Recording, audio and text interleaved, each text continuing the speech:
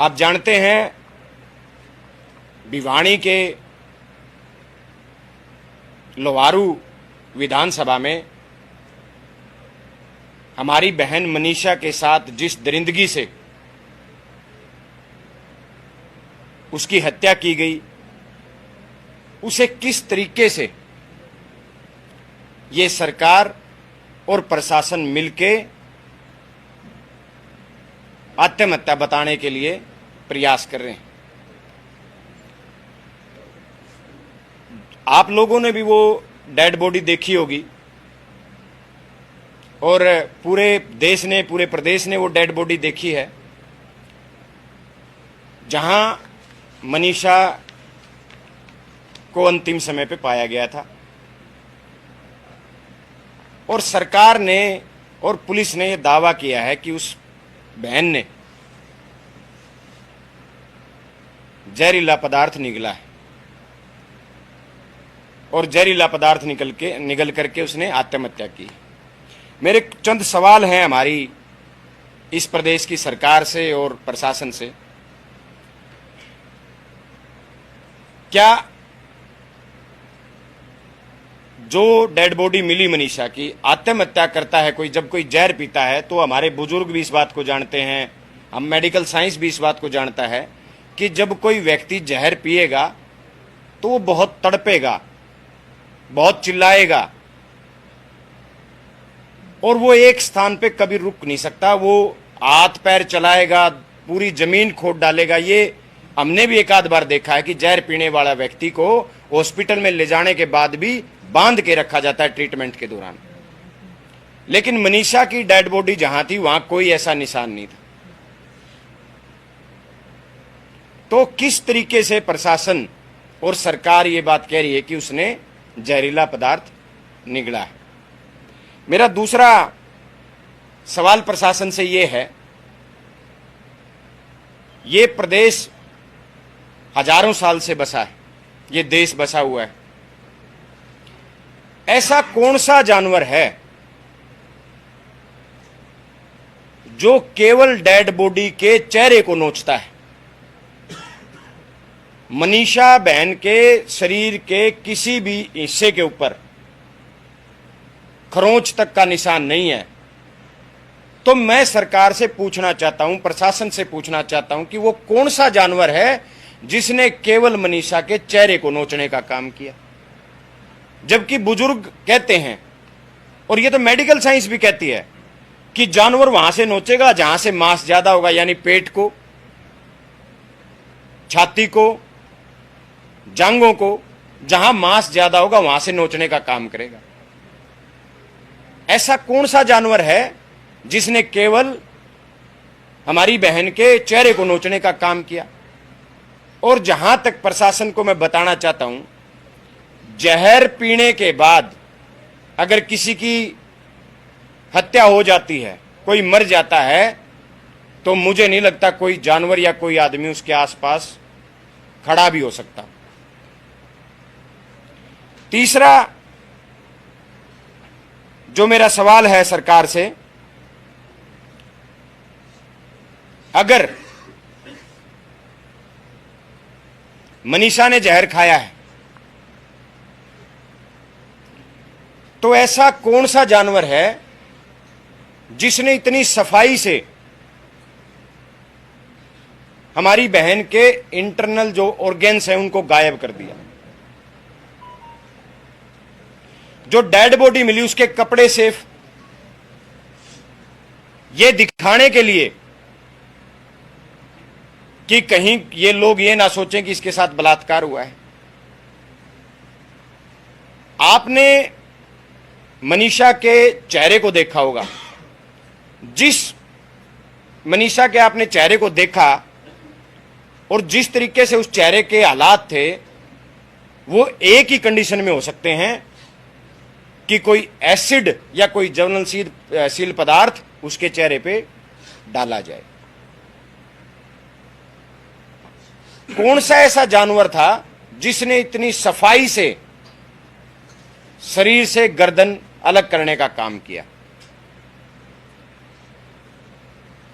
मैं एक सवाल और आपके माध्यम से इस सरकार और प्रशासन से करना चाहता हूं।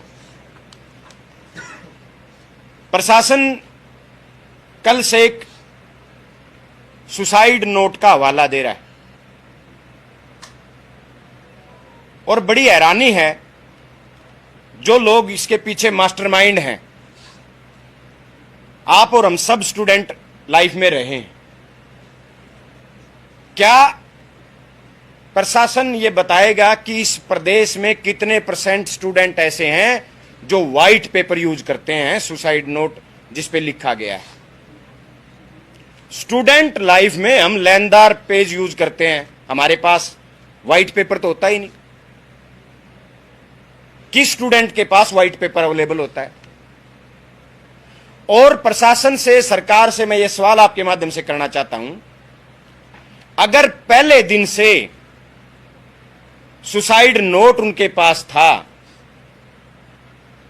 तो फिर सरकार ने किस लिए एक एसपी का ट्रांसफर किया और 5 पुलिस वालों को सस्पेंड किया? अगर प्रशासन सही है तो उन्हें बलि का बकरा क्यों बनाया गया? अपना फेलियर छुपाने के लिए उन्हें क्यों सस्पेंड किया गया? एसपी का ट्रांसफर क्यों किया गया?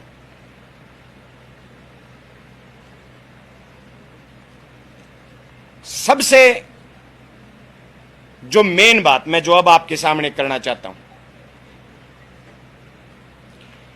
अगर सुसाइड नोट प्रशासन के पास पहले दिन से था, पुलिस के पास पहले दिन से था, तो पहले ही दिन उसे जारी करके क्यों नहीं इस टकराव की स्थिति से निपटा गया जो आज हरियाणा सरकार या प्रशासन और हरियाणा की जनता के बीच जो टकराव की स्थिति बनी हुई?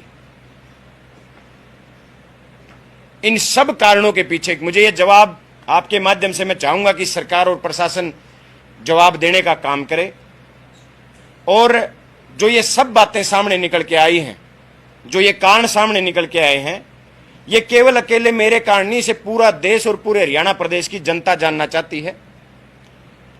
इन सब मामलों में एक जिक्र बार बार आ रहा है, जो एक अहम बात है, उसी क्षेत्र के एक मेडिकल कॉलेज का बार बार जिक्र किया जा रहा है। वो मेडिकल कॉलेज की जो मैनेजमेंट है, मैं प्रशासन से सवाल चाहता हूं, वो मेडिकल कॉलेज जिसका जिक्र बार बार लोग कर रहे हैं, क्या पुलिस ने उसकी मैनेजमेंट से या उसके स्टाफ से कोई पूछताछ की है? क्या पुलिस को वहां से कोई सीसीटीवी फुटेज मिली है या ली गई है? उस कॉलेज की मैनेजमेंट का इस बीच क्या रोल रहा? कौन कहां था? हमारी बहन जो मनीषा है वो कॉलेज गई, उसकी जाते हुए की सीसीटीवी फुटेज मिलेंगी, वो आई है, उसकी आती हुई की सीसीटीवी फुटेज मिलेंगी। तो क्या कॉलेज ने प्रशासन और पुलिस को वो उपलब्ध कराई है? अगर कराई है तो उन्हें सार्वजनिक किया जाना चाहिए। इन सब मुद्दों से एक बात जो साबित होती है वो ये साबित होती है कि इनके पीछे किसी न किसी बहुत बड़ी ताकत या बहुत बड़े आदमी का हाथ है, जिसे ये सरकार और जिसे ये प्रशासन लगातार बचाने का प्रयास कर रहा है। इसीलिए ये सरकार और प्रशासन मिलकर के इस जघन्य अपराध को, इस हत्या को, इस दरिंदगी को आत्महत्या बता रहा है। ऐसी सरकार की, इस प्रशासन की कौन सी मजबूरी है? किस बड़े आदमी को यह सरकार या प्रशासन बचाना चाहता है जिसे ये इस अपराध को लगातार छुपा रहे हैं? हम कह रहे हैं ये बात, लोग कह रहे हैं ये बात, हरियाणा की जनता कह रही है ये बात कि मनीषा की हत्या हुई है और हत्या के बाद उसके शव को वहां फेंका गया है। क्योंकि जो मैंने पहले आपको बताया, जहर पीने वाला व्यक्ति तड़पेगा, चिल्लाएगा, वो तो आवागमन की जगह है। क्यों नहीं 2 दिन तक किसी को पता चला, या कि उसकी उसकी आवाज है क्यों किसी को सुनाई नहीं दी? लेकिन मैं एक बात आपके माध्यम से इस सरकार को कहना चाहता हूं। सरकार ये ना भूले, ये हरियाणा की वो धरती है जहां एक नारी के सम्मान के लिए महाभारत हो गई थी, जहां एक नारी के सम्मान के लिए इस दुनिया का सबसे बड़ा युद्ध लड़ा गया था। आज हरियाणा प्रदेश की जन जन चाहता है,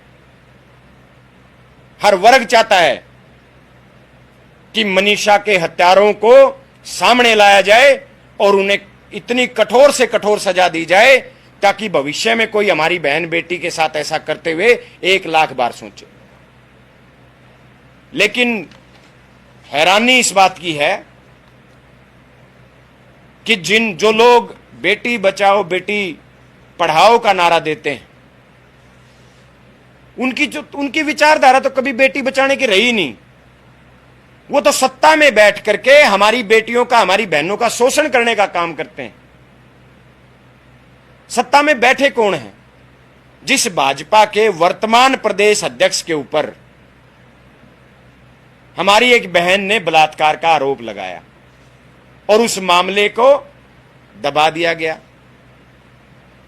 ये वही सत्ता है, ये वही लोग, वही नेता हैं जहां एक इनके पूर्व खेल मंत्री पर पूर्व की सरकार में उन्हीं की एक महिला कोच ने छेड़खानी का आरोप लगाया और उस समय के मुख्यमंत्री ने विधानसभा में बड़ी दिलेरी से यह कहा कि कुछ भी हो मैं इनका इस्तीफा नहीं लूंगा। यह वही पार्टी है जहां एक सरपंच को, एक महिला सरपंच को अपनी बात कहने के लिए भी इनके पूर्व मुख्यमंत्री के सामने, जो एक औरत की सबसे बड़ा मान सम्मान, जो इज्जत होती है, दुपट्टा, एक मुख्यमंत्री के चरणों में रखना पड़ गया था। ये वही पार्टी है जिनके राज्यसभा के सांसद रामचंद्र जांगड़ा, जो पहलगाम के शहीदों की विधवाओं को कायरता का नाम देते हैं।